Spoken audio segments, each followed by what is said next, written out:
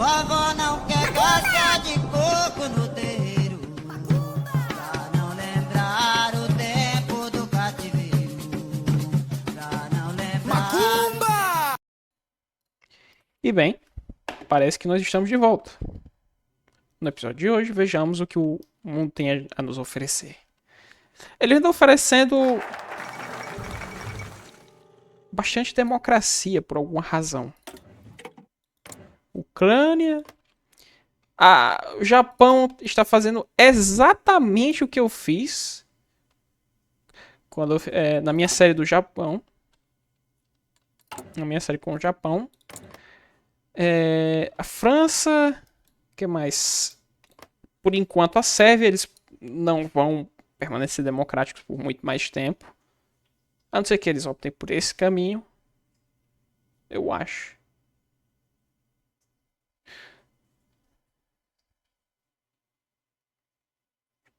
Eu acho que é isso, né? Eles podem se tornar democratas autoritários ou continuar como liberais de mercado. Eu acho que é isso. Tá bom. Como eu estava dizendo, o mundo ele está meio. Ele anda meio de mistura, assim. Nós temos países que geralmente não são democráticos, sendo democráticos, como Japão, França, Sérvia. E é basicamente isso, por enquanto. E por outro lado, a Alemanha sendo um pouco mais autoritária do que o normal. Bem, vejamos. Ok. Vamos pesquisar indústrias dispersas. Bem, vamos lá. A Guerra Civil Espanhola. Desde a derrota de Napoleão, a Espanha tem sido atormentada por violência, dissidência e turbulência. Nenhuma quantidade de súplicas, negociações e apaziguamento conseguiu fazer mais do que encobrir as rachaduras enquanto as tensões borbulhavam. Finalmente, elas transbordaram. O reino espanhol foi despedaçado por uma guerra civil de 3 lados entre numerosas facções: os lealistas do governo de Madrid, os apoiadores do pretendente Javier e, finalmente, a anarco-sindicalista CNT-FAI. Já existem numerosos relatos de voluntários e equipamentos sendo enviados para a Espanha de todo o mundo para apoiar uma facção ou outra. A Espanha será despedaçada como um campo de batalha para as forças ideológicas do mundo mais amplo. Era inevitável. Agora que eu parei para pensar, não tenho certeza. Eu acho que a Sérvia, na verdade, costuma ser democrática. Correto? Não sei, ela tem muitos caminhos. Vejamos. Naturfreunde.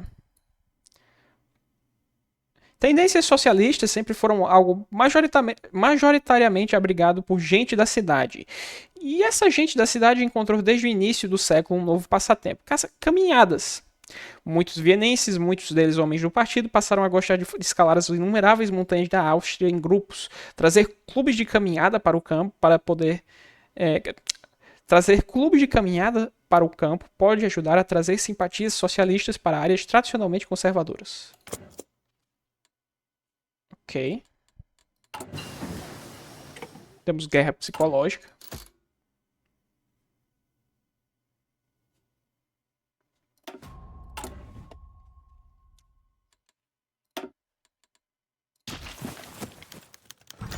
Votação iminente. Pelo visto nós vamos ganhar.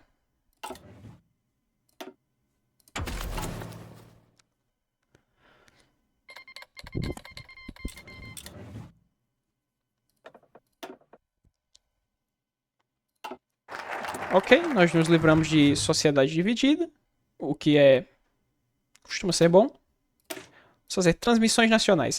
Entregar notícias concisas e neutras para as muitas regiões remotas da Áustria sempre foi um pouco problemático, especialmente porque os jornais locais sempre tiveram uma certa visão política inerente a eles, apesar de alegarem o contrário. No entanto, o rádio pode provar ser uma solução para o problema. Investir nas novas máquinas pode apenas aproximar a Áustria.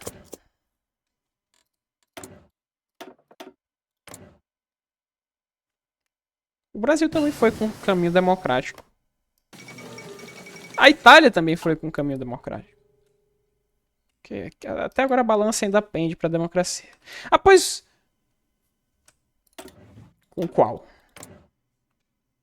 Com estes, os que eu apoiei.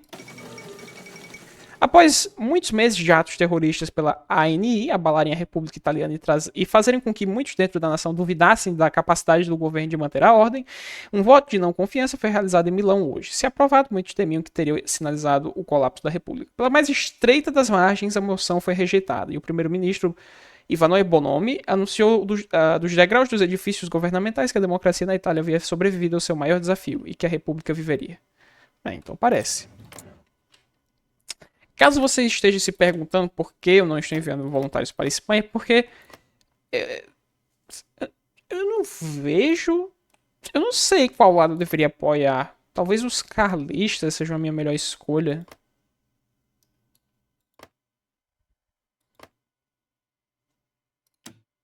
Pelo menos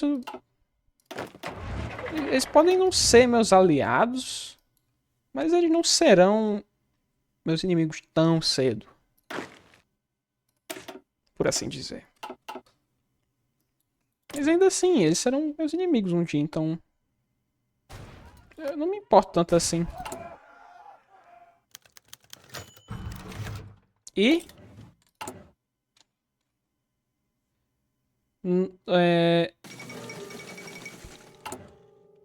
ok, de novo. Eu sei dizer, nós ganhamos 5 fábricas civis com isso, não apenas uma. Congresso do Zewa falha em eleger presidente. Depois que a contestada eleição presidencial do Zewa não produziu um vencedor em novembro do ano passado, esperava-se que um vencedor fosse finalmente produzido pela Câmara dos Representantes, em uma eleição contingente em janeiro. Tal resultado não aconteceria, no entanto. A Câmara falhou até mesmo em eleger um presidente da Câmara, resultando em um estado de impasse completo em ambas as casas, o que impediu a eleição de um presidente ou vice-presidente. Sem nenhum presidente nem vice-presidente eleito, parece que a presidência pela primeira vez ficará vaga em 20 de janeiro.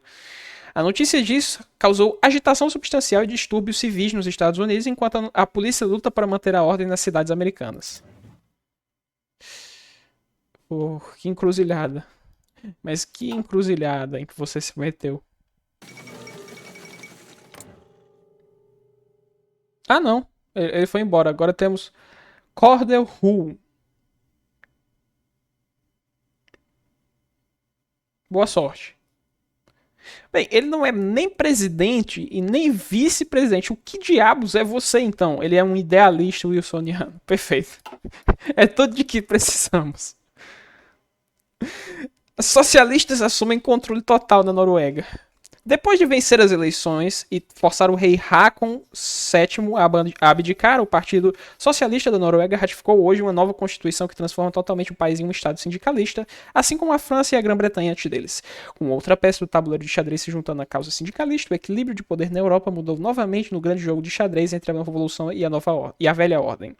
Mas ainda temos que ver como a própria Noruega afetará o estado geral das coisas. Eles realmente traíram a confiança do rei Håkon tão descaradamente?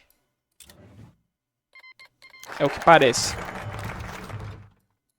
O Congresso do Partido Socialista Polonês.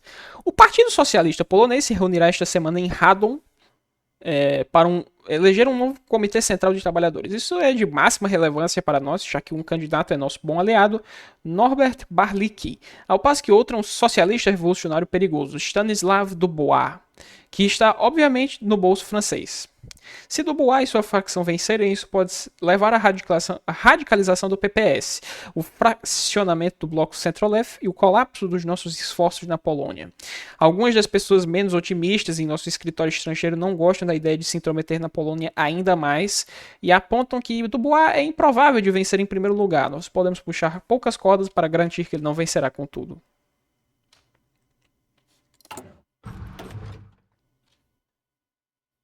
Bem, eu vou só me mobilizar. Eu tenho algum ministro bom também? Tenho. Você, por exemplo, é bom.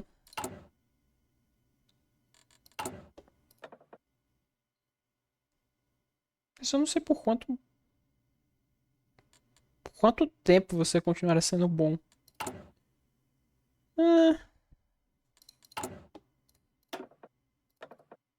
Tá bom, eu vou contratar você. Prometa-lhes apoio. Se eles elegeram o nosso rapaz Barlicki. Vamos com esse aqui. E vamos fazer uma indústria em recuperação. A crise está desaparecendo e, em contraste com ela, parece que as políticas de Viena Vermelha levaram a uma era de prosperidade. Que os franceses e britânicos digam o que quiserem, a social-democracia funciona para nós.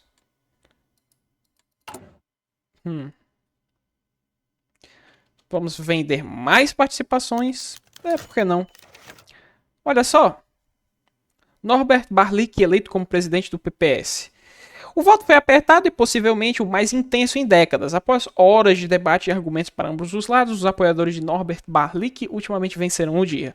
O resultado provocou ultraje entre os membros mais radicais do Congresso, mas parece que este desfecho dá ao governo real uma chance de respirar. Barlik não é um socialista de fogo e enxofre como Dubois, mas ele tem sido aberto em relação à cooperação com a monarquia no passado. Contudo, ele é conhecido por abrigar contatos com o lado austríaco da Polônia. Mas então, novamente, assim é a maioria do Centro-Left. Então isso é dificilmente novidade. Parece que nós somos populares na Polônia. Ok.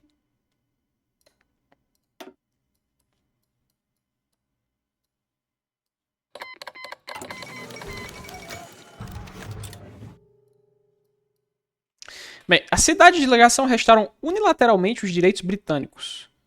Quando o Conselho de Delegação foi criado em 1928, o Reino Unido naturalmente recebeu um assento do Conselho. No entanto, como a Alemanha e o Japão se recusaram a reconhecer Ottawa como um governo britânico responsável, os britânicos receberam apenas direito de observador. Agora, no entanto, parece que a influência britânica nas cidades é suficiente para fazer o Conselho reconsiderar a restauração do voto britânico. O embaixador austríaco, que se diz ter sido subornado pelos britânicos, levantou hoje a questão e ela foi aceita pelo alto comissário sem votação. Parece que os britânicos estão de volta ao Conselho. E nós não fomos nem consultados. A Guerra dos Balcãs. A quarta. Um país renasceu nos Balcãs após a Weltkrieg, a Grande Bulgária. Que já está perdendo território. O Titã da Península, unindo todas as terras búlgaras e além, este reino para todos os búlgaros nasceu com derramamento de sangue e guerra. No entanto, derrotando a Sérvia, Grécia e Romênia durante a Weltkrieg. Um movimento sobre o qual essas três nações ainda estão amargas hoje. Essa tensão levou à formação do Pacto de Belgrado. Essa aliança de estados balcânicos agora declarou guerra ao Tsarado, lançando a região em conflito mais uma vez. Irá Fernando I salvar sua nação dessa força avassaladora ou seu reino será dividido mais uma vez? Qual é o problema dos Balcãs e guerra o tempo todo? Não sei, cara. Vamos ajudar nosso amigo Ferdinando I.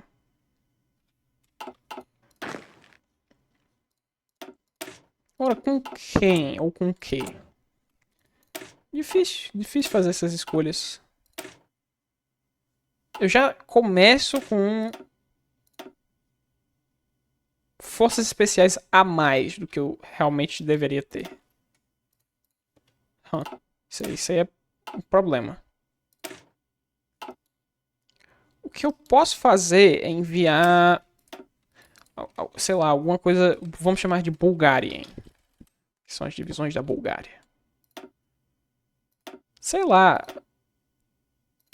Isso aumenta a blindagem para 11, o que é terrível. Mas deve ser o suficiente, sendo sincero.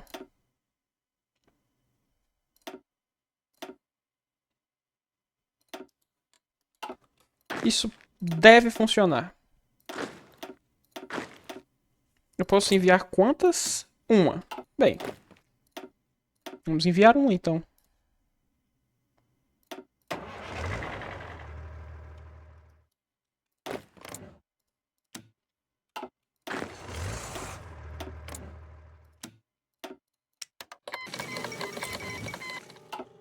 Opa.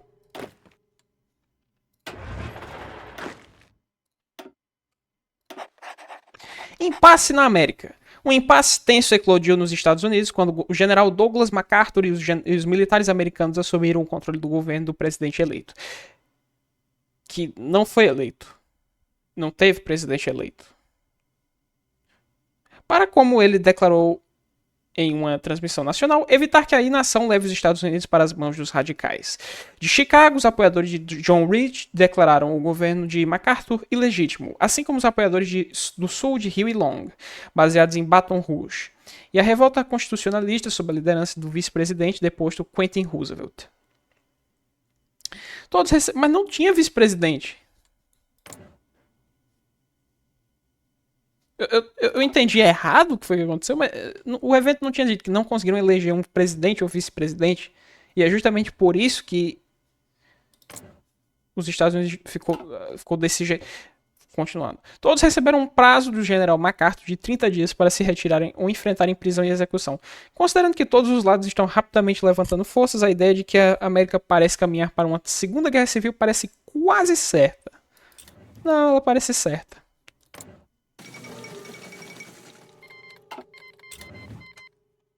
Bem, a democracia vence em mais um país inesperado. Quer dizer, é uma democracia autoritária. Que existe. Quem disse que a democracia não é autoritária? A LTS ganha eleições lituanas. Fundado durante a Weltkrieg, o reino da Lituânia tem sido governado desde 1920 pelo conservador LKDP. Este status quo foi abalado pelo tumulto econômico da Segunda-feira Negra e chamadas crescentes por autonomia das minorias do reino. Uma vez na periferia da política lituânia, a LTS alcançou uma perturbação eleitoral surpreendente. Nomeado primeiro-ministro hoje, Antanas Smetona repetidamente denunciou a loucura do parlamentarismo.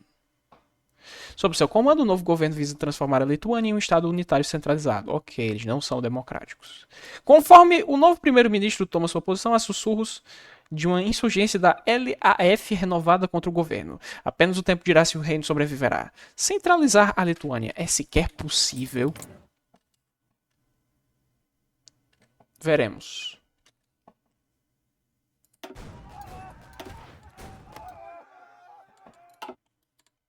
Eles já perderam Sofia. Ok. Bulgária, o que você está fazendo? Eu não estou nem com raiva, eu só estou confuso.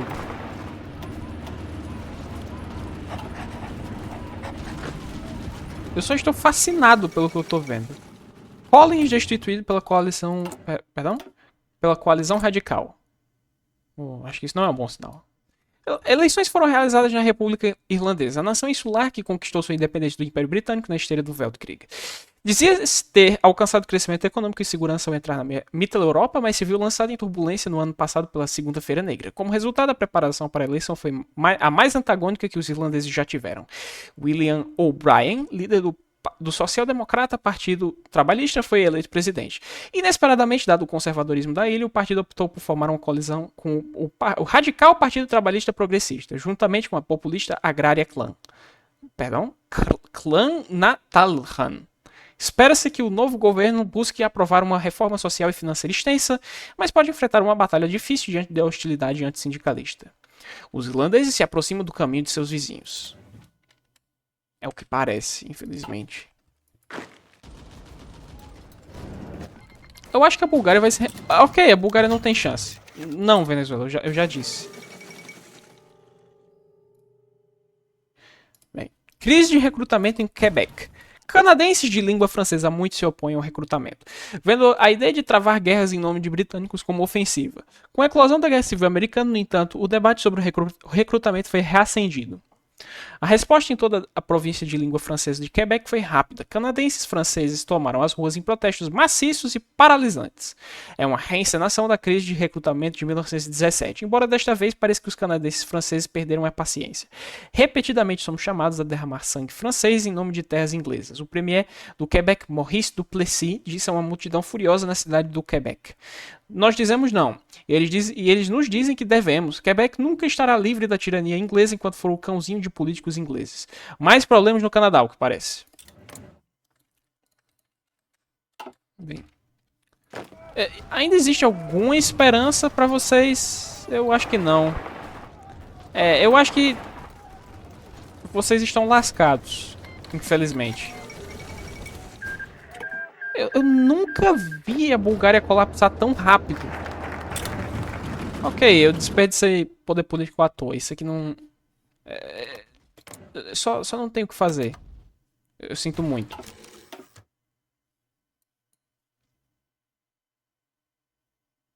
Só não tenho o que fazer.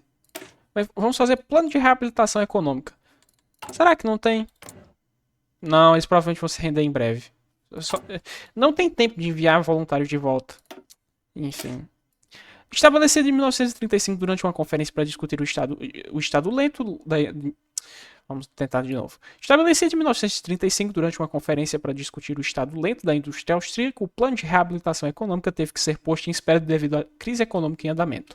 Ainda assim, seu conteúdo com leves alterações descreve uma boa maneira de combater os efeitos desastrosos do crash da Segunda-feira Negra e fortalecer a indústria austríaca. Agora desprovida de seu principal concorrente. Ok.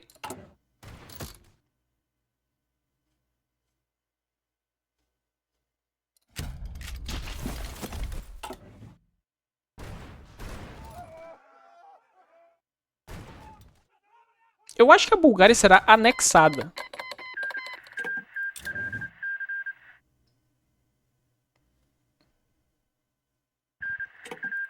Ah, não foram anexados. Surpreendentemente. Bem, preparações para o Augsleich.